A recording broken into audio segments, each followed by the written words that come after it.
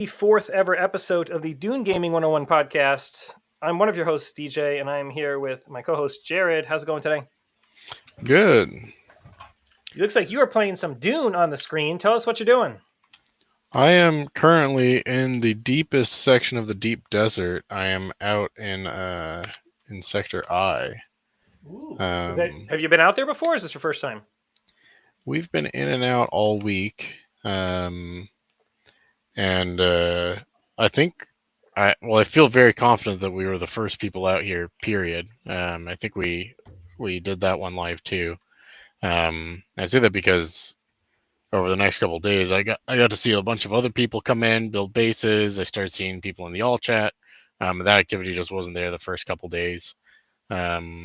So I think we're in the first people in the end game content. There are a couple of guilds who have beat us to like the actual last items in the game, like some carriers and things like that. But there really aren't a lot of people.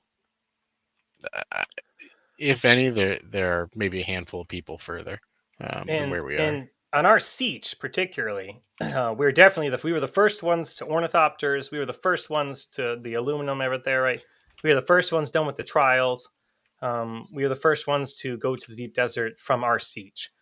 We just know because we were flying around and everybody on the server thought our ornithopters were awesome, right? We had it by like the first weekend. We were just flying around. Mm-hmm. So now it's been a little bit over a week of us playing. Came out Thursday the 10th. Tuesday the 10th, right? It was Tuesday. No, it was, 5th. It was Thursday the 5th. Officially, June 10th was a Tuesday, but we started playing Thursday with early access on the 5th. Sorry, The calendar confused me. But we played Thursday, Friday, Saturday. Kind of binge played the weekend. I think you even pulled all-nighters, right? Yeah, I'm I think 120 hours into the game. How many days is that in? Let me fact check on that. 24 hours a day. It's about 5 days. And the game's only been out for 1 week, 9 days. So you've been in it for 5 out of the 9 days so far. I'm clocking in at the next most, I think, with 93 hours. And then we have a bunch of guild members spread throughout that are 50, 60 hours, 40 hours, and around that. And we actually have a guild of about 12 people right now. I think we're also one of the largest guilds in our siege and on our cluster of servers, our cluster of sieges. So that, the way the game is you have different servers you can play on, and then each one of those servers is broken up into little mini sieges, like little mini servers. So all those mini servers actually play together in the social hubs and in the deep desert. If you guys didn't know that. So currently, Jared's in the deep desert, so he can see all the people that are there from our different sieges across our server. And I know there's some server meshing. I don't know if it's just between our siege or if it's cross server as well. I was a little confused when they explained that, but I'm sure we'll figure it out over time. So let's talk about our first week, though, man. Do you remember the first day? Yeah. We spawned in. We both kind of knew what we wanted to do. We both didn't want to build a base right away. We wanted to kind of pick up a couple of resources around the area, grab a quest or two, run the first research station, and then build a base near the outpost so that we could do all the quests. And we did. We powered through every single quest in all the first area and was out of there in our first play session onto the second area, right? Oh, yeah. Then we established a larger base together and deemed it a guild base out in front of the outpost. And we started recruiting all of our friends that were joining the game later that night and later that day. And our guild base expanded to 5 or 6 property claims, land claims in size. Mm-hmm. At that point, we were rocking and rolling. Our whole guild started pushing forward with the quests and the missions and the contracts. And I think you focused a lot. A couple of our guild members, like you, focused a lot on gathering and crafting and unlocking schematics. And then a couple of us focused really heavily on quests and missions the first couple of days after that. But now, about a little over a weekend, we've all kind of circled back to doing the thing that the other people were doing. So we're all kind of, I think, partaking in a little bit of everything, right? I'd say so, yeah. That's how it's gone, yeah. It looks like on screen you're actually building a deep desert base right now. Is that what you're doing? Oh, yeah. Yeah, I got to get in here. I got a couple minutes before there's a sandstorm. It'll be deleted in a couple days anyway, so right. It's if people see it, but I didn't think about that Every till we started streaming. but every Tuesday night, the sandstorms, the big Coriolis storm wipes out all the bases here in the deep desert, and this is the end game, right? So after you play through the game and you unlock iron, then you go to the next area, you unlock steel. Next area, you unlock iron. I'm sorry, aluminum. It goes, yeah, iron, steel, aluminum, and then you can actually do plastinium, right? And then eventually titanium. Or what was the resources? Does it go plastinium? And then Plastinium is last. oh, so what's between the aluminum plastinium again? There's beryllium. Beryllium. There we go. So there we go. Iron, steel, aluminum, beryllium, plastinium. And our gear currently is like beryllium level, you'd say? Yeah, predominantly. Yeah. So Right now, I'm just wearing a still suit just because I came out here with nothing. So, but generally, yeah, that's what we're wearing. and we have assault ornithopters. We have several assault ornithopters crafted by you. I think we're up to 5. Yeah. Wow. And then we have even more than that of regular ornithopters, but we have not made our carrier yet as of this episode. I'm sure we'll have it within the next day or two, 3, or probably. I'm working on making it tomorrow. But we'll see how far I can get. There we go. So I think we have already discussed our first impressions of the game on prior episodes, right? And how we liked it because we played the beta. So we won't recover any of that today. Let's just move on to other things. We've both seen more of the story. What do you think of the trials? We'll go spoiler free for a second. So no spoilers, guys. We're going to talk with and keep it as least spoilery as possible. All right, we might spoil something small in accident. We're going to do our best. So the trials of Aquil. There's 8 of them or 7 of them. 8. Yep. 8 of them. What was your overall opinion on them without spoiling too much? I loved it. I think that there was a good mix of kind of everything I wanted out of questing. Trying to think of what I can say without like spoiling anything in particular, but yeah, they were a lot of fun. I enjoyed them. I thought they were very Dune-like. I think it's a unique story. I think they did a really good job of capturing the Fremen, the feel of the Fremen in the desert, and the spice. And the visions are a little bit unique, but I'm down with it. I've never seen something like that before in Dune, so that's kind of cool. And each trial kind of has its own little mini game.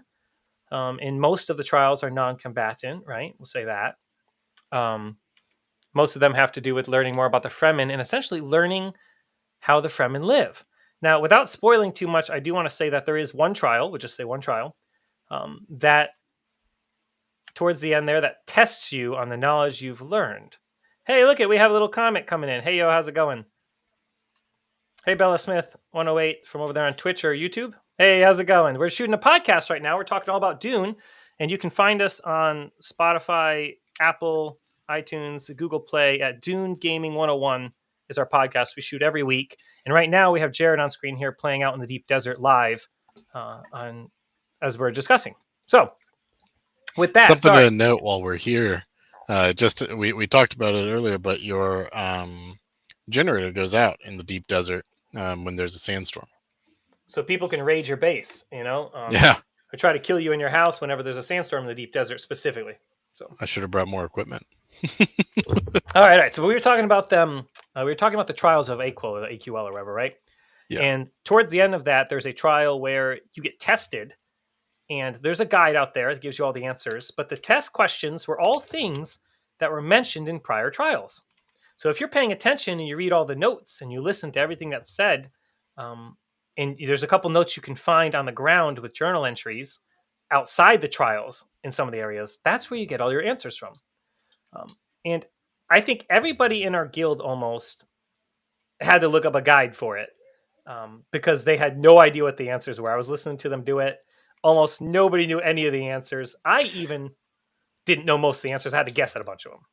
Well, important to note is that every trial before that is instanced, so you're able to go in there. Everyone in your group's able to go in at the same time and do the trial independently. That one is not. You have to wait for other people in the world to finish it before you go in. So some of us went through, like, if there's someone waiting, maybe we used a guide to get through a little faster. Mm-hmm. And my particular one, I waited 3 hours outside of it Wow. to do it. And was there somebody waiting behind you? Do you have a friend waiting Yeah, behind you? we had a literal line like it was the grocery store or something. But yeah, It's so kind of everybody to like get in a line and wait their turn for it. What an yeah, interesting choice for them to do it. I wonder why they did. Um, Such a weird choice to me to make that instance when none of the other ones are. Why did they have to do that? You know? yeah. I thought so too. I thought that was an interesting thing. By interesting, I mean, I wish they would have done something else. It was so cool though. We're gonna stay spoiler free for a second, but that particular trial with the tests, and then it has puzzles. So it has like a trivia test followed by a puzzle, followed by like a couple mini puzzles. Actually, there's two puzzles and a trivia, and then some mini objectives you had to do, and like a little maze you had to work through. What an amazing trial that one was. Lots of them leading up to it were kind of duds, like they were kind of fizzly. And they didn't really, they're so great. Some of them are better than others, but that one brought it home. That one felt like you were starting to discover more about the Fremen, right? We'll just leave it at that. Yeah, and it really opens up the rest of the main storyline. So if you're saving the trials and thinking, well, I don't want the game to end yet, go ahead and do them. There's a lot more story. I think it opens up the narrative significantly, and I think it makes you more involved in the game following it.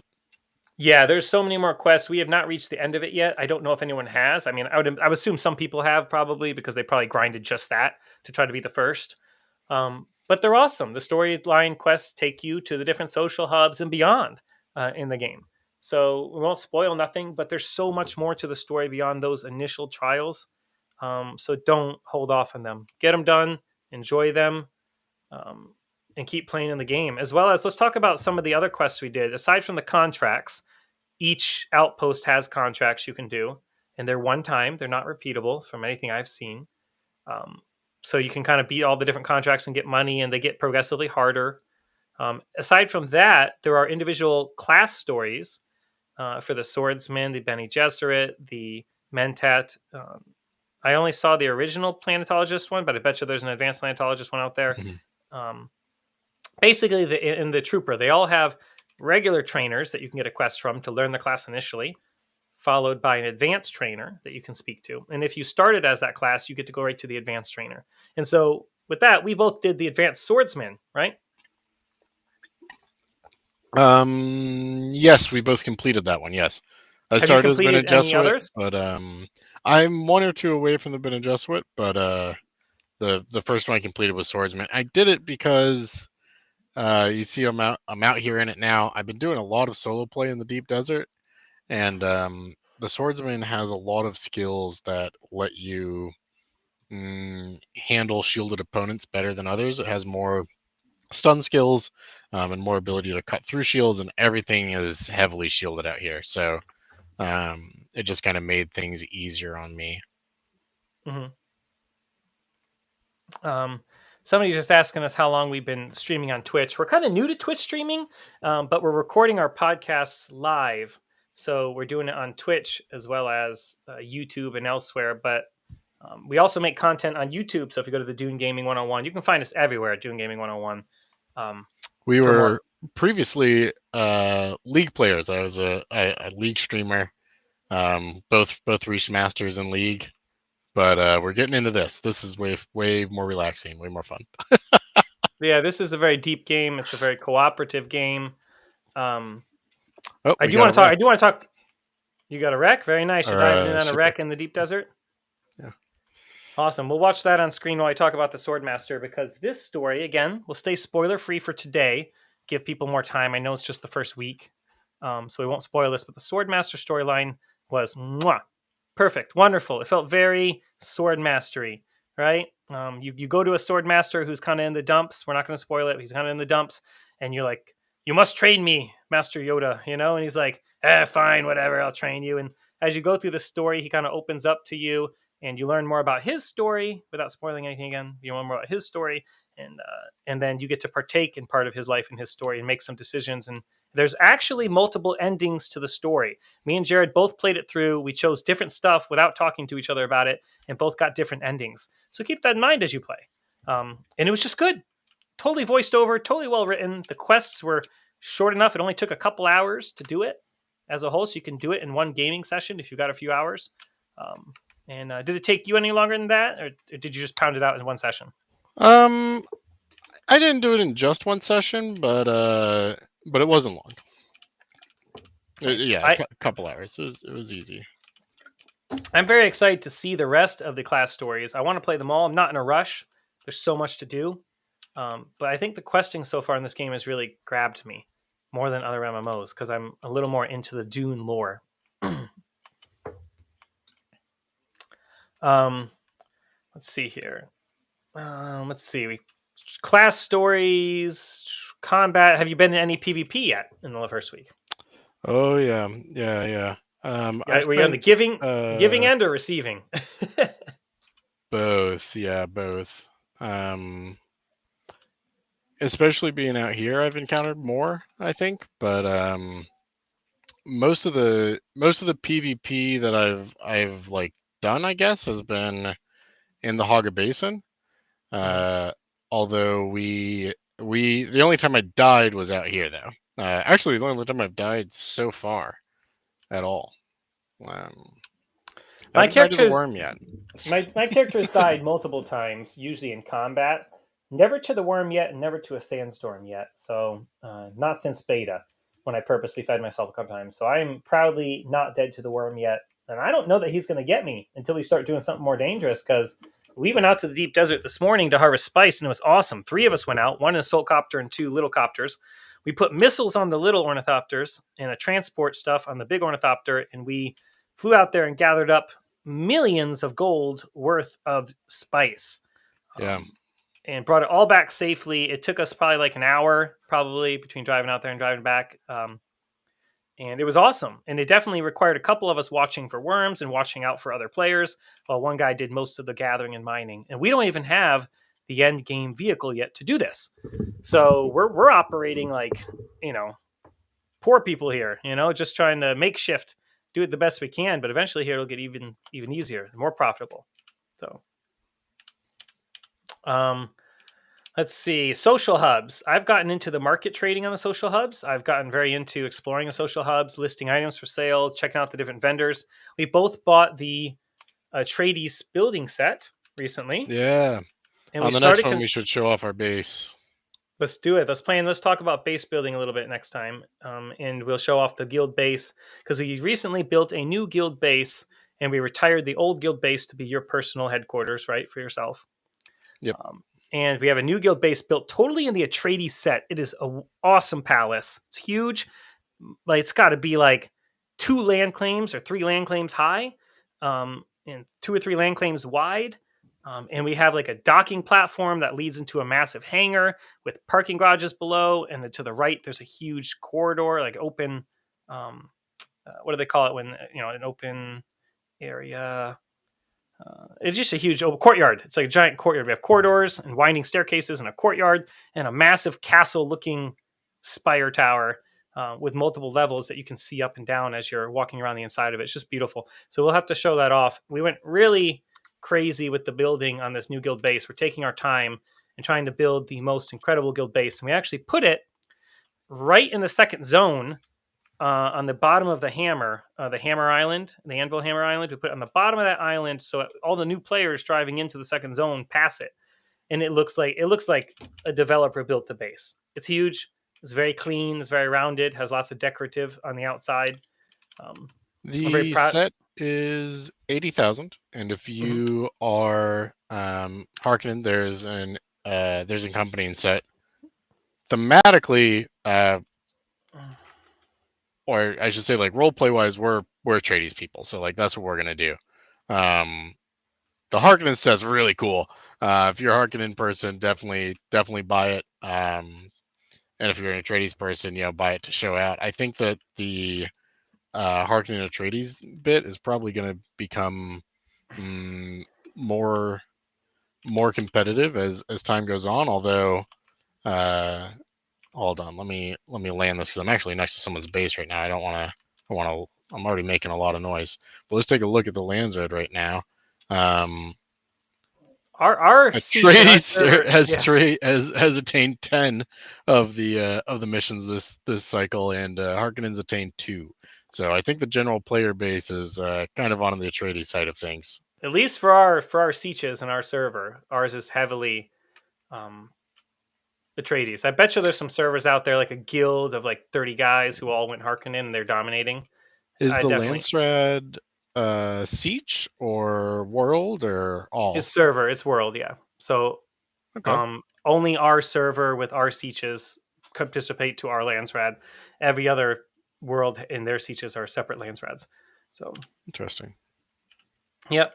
So I think that's a good balance of it because, like, say if you were playing and you just really hated yours and they always went Harkonnen and you never got to participate, you could just leave your server, right? You could quit your character, make a new character. You're allowed one character per server, so you're able to go to other servers.